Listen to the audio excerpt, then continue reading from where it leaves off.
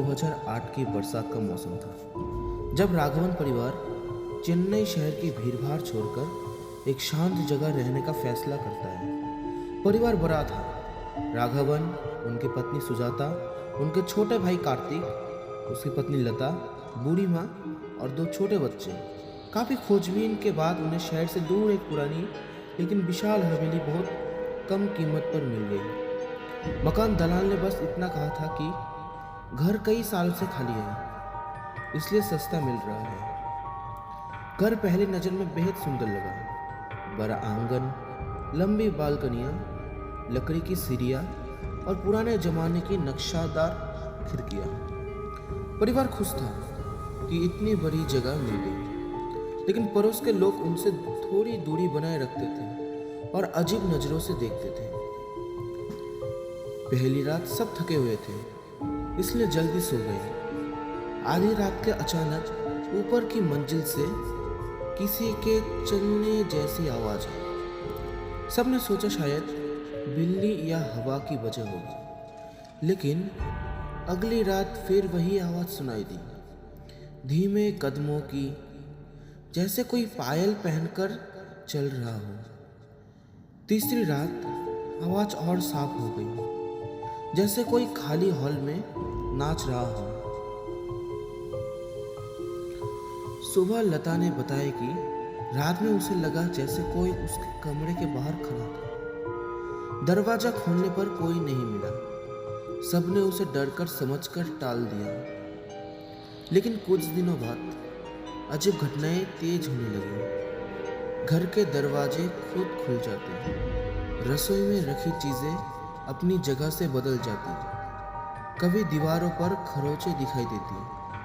बच्चों ने कहना शुरू किया कि उन्हें एक सफ़ेद कपड़े वाली आंटी दिखती है जो उन्हें देखती रहती है। सबने ज़्यादा बदलाव लता में दिखने लगा। वह चुप चुप रहने लगी, कभी आईने के सामने खड़ी होकर खुद से बात करती, कभी देर रात उठकर सीढ़ियों की ओर चल देती। एक रात सुजाता ने देखा कि लता ऊपर वाले बंद कमरे के सामने खड़ी है और दरवाजे को हाथ लगा रही है। उसकी आंखें बंद थीं, जैसे नींद में चल रही हो। अचानक उसने धीमे धीमे नाचना शुरू कर दिया। उसके पैरों में कोई पायल नहीं थी, फिर भी घुंघरूओं की आवाज़ पूरे घर में गूंज रही थी। सब डर गए। कार्तिक ने उसे झकझोर कर जगाया तो वह बेहोश होकर गिर पड़ी। होश आने पर उसे कुछ याद नहीं था। अब घर का माहौल डर से भर गया था। दादी ने कहा कि ये घर ठीक नहीं है। आखिरकार राघवन गांव के सबसे बुजुर्ग आदमी ने मिलने गए और हवेली का इतिहास पूछा। बुजुर्ग ने भारी आवाज में कहानी सुनाई। करीब 90 साल पहले इस हवेली में एक मशहूर नर्तकी रहती थी, चंद्रमुखी। वह सुंदर, प्रतिभाशाली और बहुत सम्मानित कलाकार थी। हवेली के मालिक का बेटा उससे प्रेम करने लगा। दोनों शादी करना चाहते थे, लेकिन परिवार ने इस रिश्ते को अपनी इज्जत के खिलाफ माना। कहते हैं एक रात चंद्रमुखी को धोखे से हवेली के ऊपर वाले कमरे में बंद कर दिया गया।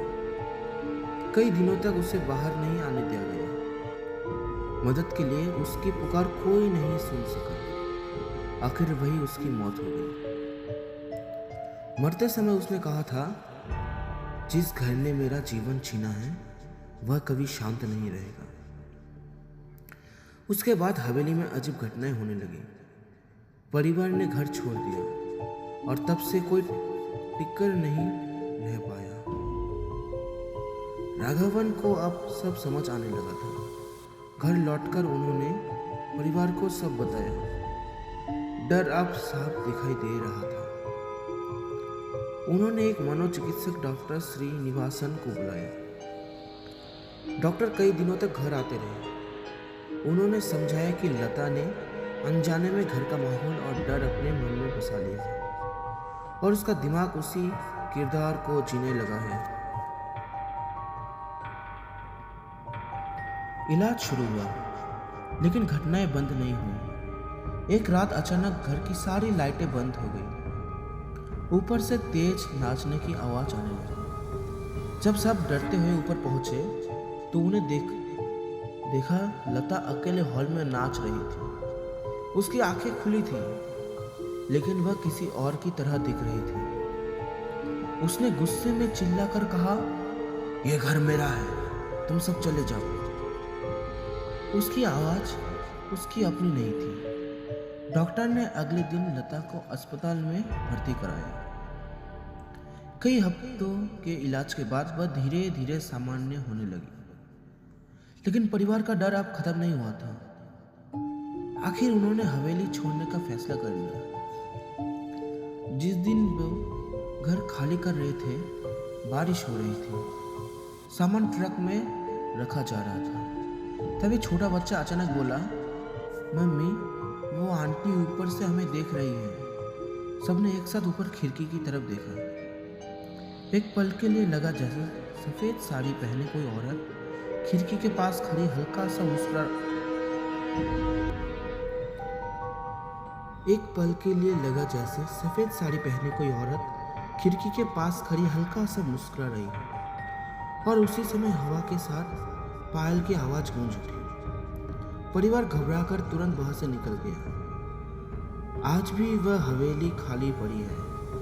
आसपास के लोग कहते हैं कि रात को सन्नाटे में वहां से घुंघरूओं की आवाज आती है, जैसे कोई अब भी नाच रहा हो। कुछ लोग मानते हैं कि वह सिर्फ डर और कहानी का असर है, लेकिन गांव के बुजुर्ग आज भी कहते हैं चंद्रमुखी का नृत्य अभी खत्म नहीं हुआ। दोस्तों, अगर आप लोगों को कहानी अच्छा लगा तो चैनल को सब्सक्राइब कीजिए और वीडियो को लाइक कीजिए और हमारे साथ बनी रहिए।